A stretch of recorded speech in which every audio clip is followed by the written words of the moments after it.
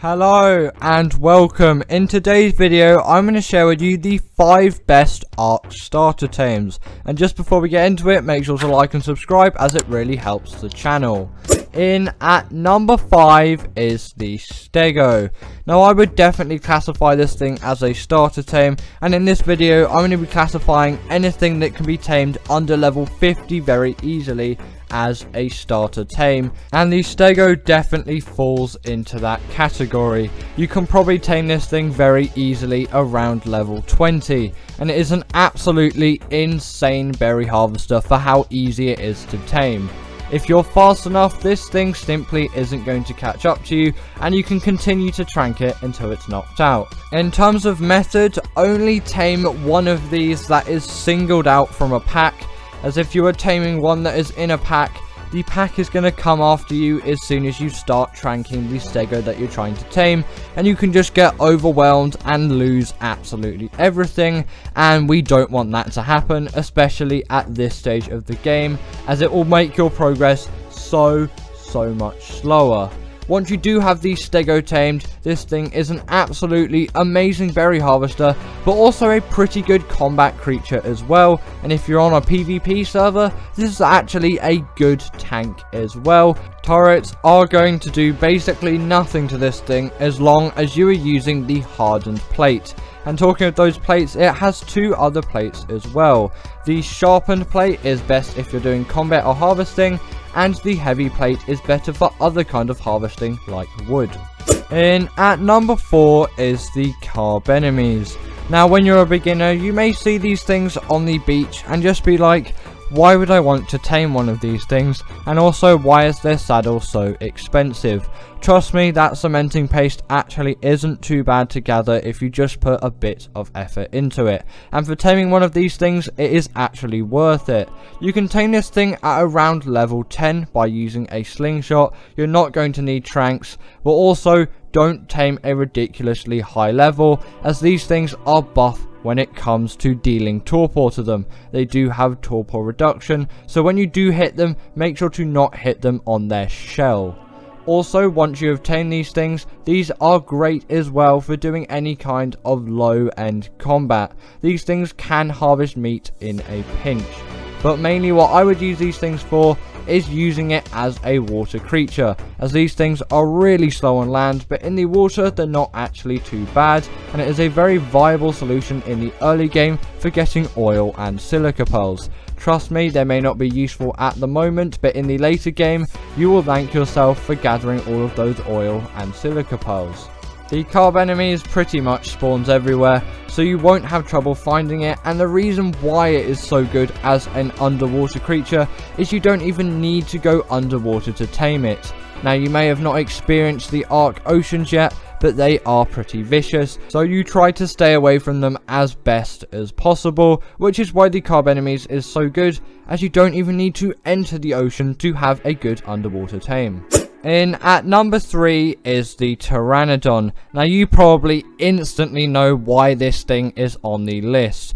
In Ark, you should really try to get a flyer as soon as possible, and considering its saddle is unlocked at level 38, it does qualify for this list by quite a big margin. The only thing is about its saddle, it does take quite a lot of chitin or keratin. It takes 75 of it, so you may have to grind a bit to get that depending on your settings, but it is not too bad, and it is definitely well worth the grind, as the Pteranodon is an absolutely amazing flyer for the early game. Yes, it may not have the best stamina stat or the best weight stat in the game out of any flyer, but this thing definitely does excel in speed and ease of transport, as long as you do level up its weight enough, as for some lower levels their weight is simply so bad you cannot even carry anything around when flying on this thing.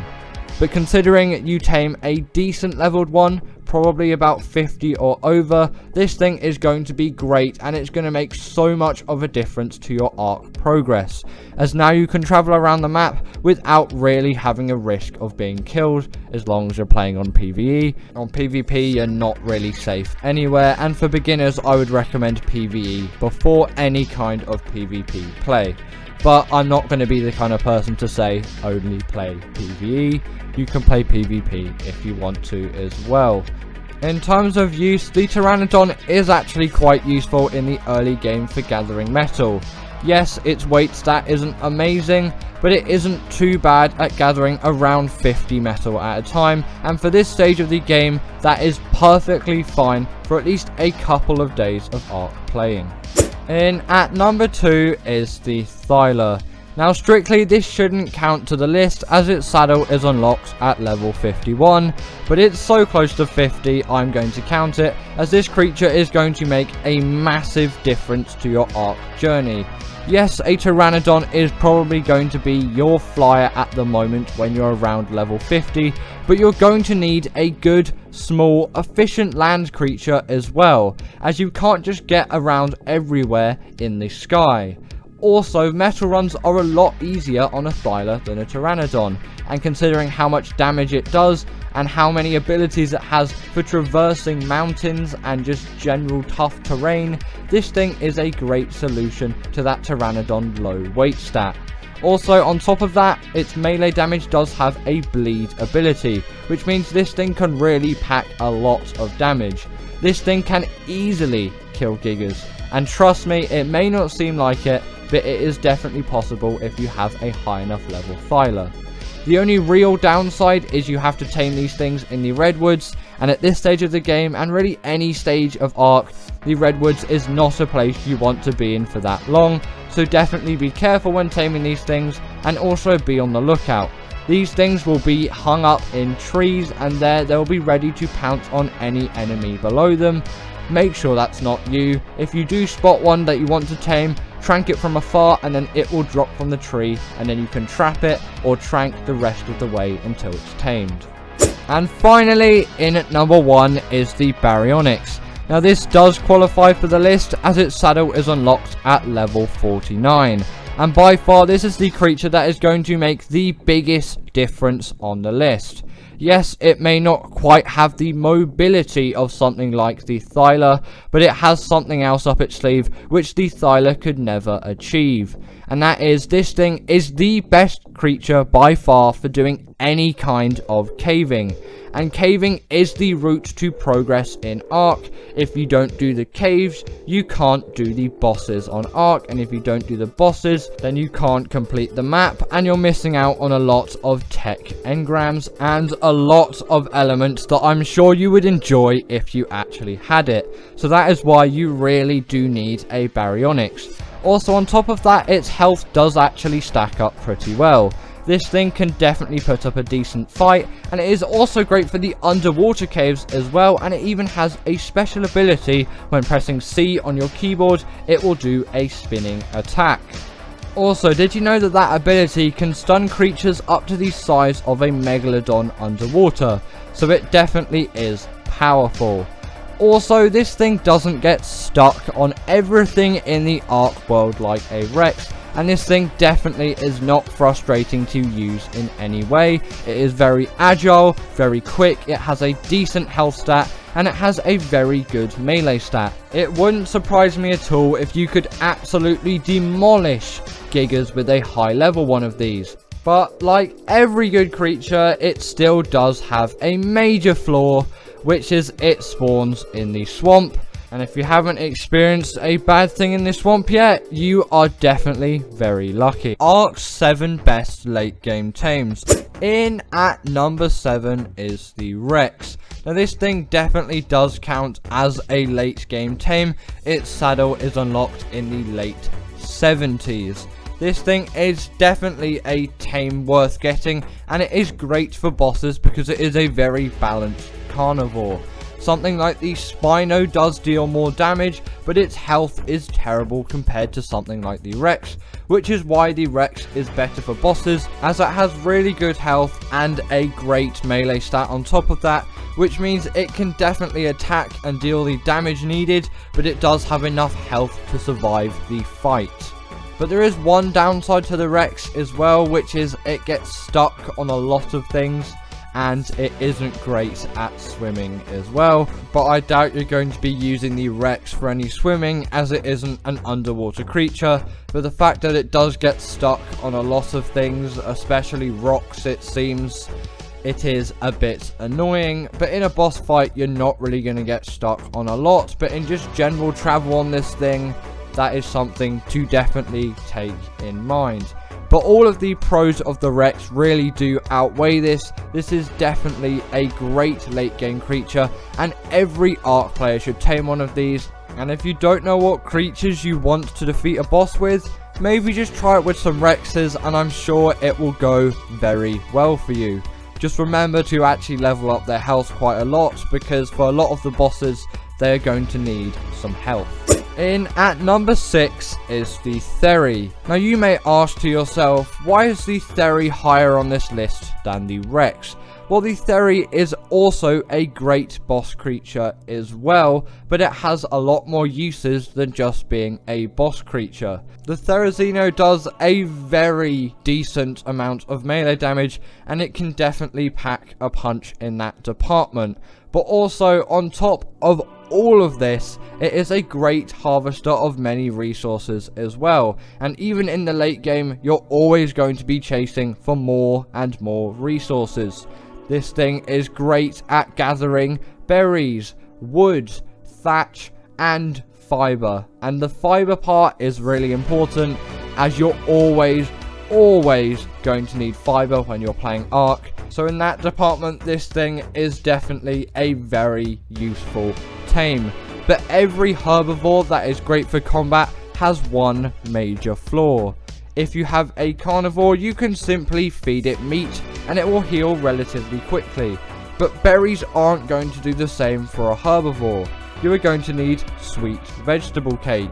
And let me tell you, sweet vegetable cake is not cheap. Meat is definitely far cheaper and still even more effective than sweet vegetable cake, so take that in mind when taming one. In at number 5 is the Megatherium. This thing is definitely a great late game tame, and it is absolutely insane for defeating the Broodmother on the island. And on any other map that the Broodmother is, but especially on the island, as other maps may have other bosses included instead of just the Broodmother. If you haven't played Ark before, you may wonder why this big hairy beast is so good at defeating the Broodmother. And the fact is, it has one special buff which is absolutely insane, and it also makes it a great caving creature as well. When this thing kills an insect, it has a kind of rage buff, but it will do insane amounts of damage to any kinds of insects. And the thing is, the Broodmother spawns loads of spider minions, and those spider minions are insects, and it will get the buff once it has killed one of these spider minions, and that buff will then apply to the Broodmother, making these things deal so much damage to the boss, and also quickly eradicate all of the minions that the Broodmother spawns. Also, this thing isn't too bad of a harvester as well, and it is okay for doing transport, as it has a reasonable stamina stat and a reasonable amount of weight. Definitely a good versatility creature as well, and you might want to consider that when taming one. As you can see here, this is what the buff looks like in person.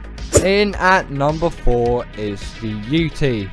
Yet another great boss creature. I swear, not all of the creatures on this list are just great for bosses, but this really does deserve to be on this list, as it is an essential Ark tame if you're trying to be successful in any boss scenario. Now you may think, what is this going to play in a boss arena? The Rex is doing all of the damage. What is this thing going to do? It's just a worse version of the Rex that has a little bit more hair. Well, to that I will tell you, the Yuti is an essential creature for giving your dinos even more damage and making the enemy deal less damage, as this thing has 2 special roars. The first being a fear roar, which will debuff the enemy, and if they're small enough they will also run away. But then the more commonly used, more important Courage Roar, which will buff your creatures and again debuff the enemy. And against all of the other buffs that you will probably have in a boss arena, this is just going to elevate it to that next level and make it so much more likely that you are actually going to defeat the boss that you're fighting. These things are just simply so good for bosses and give you so much of a higher chance of defeating it that these things definitely should be tamed by you and not overlooked. And they definitely work great paired with the Daedon. In at number 3 is the Rhinognatha. Now, did you expect this on the list? Comment what you think down below. But either way, this is Ark's most recent creature, and it spawns on the island and the Lost Island, so it is not locked behind a paywall. And if you were wondering about the spawn locations, they are on screen now. Now, these things are incredibly rare, which is why I use a mod called Creature Finder Deluxe to actually find Rhinognathas. But if you still can't find any rhinos, you can always increase your dino count or use the command Destroy Wild Dinos to dino wipe that world, and then essentially it will respawn all of the creatures back in. Just make sure to put wild into that command, as you do not want to kill all of your tamed creatures. But once you have found yourself a rhino, how exactly are you going to tame it? And the reason why this thing is also just so good is its taming method is so inventive as well. Obviously that doesn't make the tame any better, but it is definitely fun to tame. Firstly, you're going to need to kill a male Rhinognatha and take out its pheromone. Then you're going to need to source yourself a tamed Bronto and have all of the resources on the screen about 5 seconds ago if you want 100% effectiveness. Then essentially you are going to get off your mount once you found it, you're going to net gun it, and then you're going to deal a lot of damage to it and get its health as low as physically possible. I am using a mod called Awesome Spyglass just to make it a bit easier so I can see its health, but you can always use the magnifying glass if you so choose. Then once its health is really low, you're essentially just going to have to wait for it to get out of the net gun, and you may need to deal a bit more damage into it so it doesn't gain too much health. Then you're going to want to feed your Bronto the pheromone, and then you have to wait for it to come out of the net trap that you have just put it in.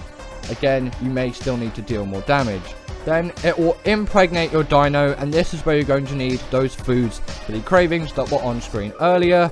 Then Xenomorph style, this thing is going to pop right out your creature and be tamed. In at number 2 is the Giga. Now this has been in Ark for a while now, and it is well known for its late gameness and its absolutely insane damage and overpoweredness. Obviously it's not going to rack up to something like the Titanosaur, but that is not really a good late game tame, as it isn't really worth taming at all, as there is just too many things and too many creatures that have come after it, which means it is practically useless nowadays. Either way, the Giga is an absolute beast, definitely worth taming, but I probably would not recommend taming this thing on a map like the island. Definitely look to tame a Giga on Ragnarok, as they are just so much more abundant in the Highlands. But if that isn't an option, then you're just going to have to search for a while, as yes, these creatures are again quite rare. But once you have found one, you're going to need to take real caution in taming one, as these things deal a lot of damage and can instantly kill most creatures pretty quickly. But once you've tamed one using an obscene amount of trank darts, I would not recommend trank arrows, and then you fed it an obscene amount of narcotics and fed it loads of meat, and it's tamed, you have yourself an absolute big hunking beast. This thing deals so much damage and has a really great health stat, but just a really terrible stamina stat that is not worth leveling at all. The Giga is always going to have bad stamina. Also, they do have a rage meter, which means once they've been dealt enough damage, they will kick you off and kill you, so be careful. In at number 1 is the Carcharodontosaurus. Now, the Giga would have been number 1 on this list until the Carcharodontosaurus came out. this thing is essentially the Giga but better, and everything that was wrong with the Giga is now improved. For instance, this thing's stamina doesn't suck. Yes, it's not great from the start, but it actually is worth leveling now, and it has a decent amount of speed and agility, even if its animation does look a little bit derpy in my opinion. But either way, this thing has a much more interesting taming method than the Giga, and it also doesn't require an absolute ton of tranks. It actually doesn't even require any tranks at all. Firstly, you're going to need to locate one, probably in the Highlands biome on Ark Ragnarok. Then you're going to need to drag dead creatures to it, and it is going to eat it. I would definitely recommend wearing ghillie for this. Then after that, it will have a bar above it, which will eventually turn from blue to green. Then you can ride it and just absolutely decimate loads of creatures until it's tamed. The bigger, it's going to give a higher percentage of taming, but just be careful, if it is dealt enough damage, it will lose a lot of effectiveness. And once you tame this thing, you have an absolute beast that deals loads of damage and has a wealth of great abilities on top of a really nice health pool. So thank you to my wonderful patrons Ekaterina Puchkova, Karina Thorne, Dominic Masijewski and Ethan Tapia, who have all supported me through Patreon or through YouTube memberships. If you want to join this list, then go join Patreon or YouTube members, but thanks to all of these guys.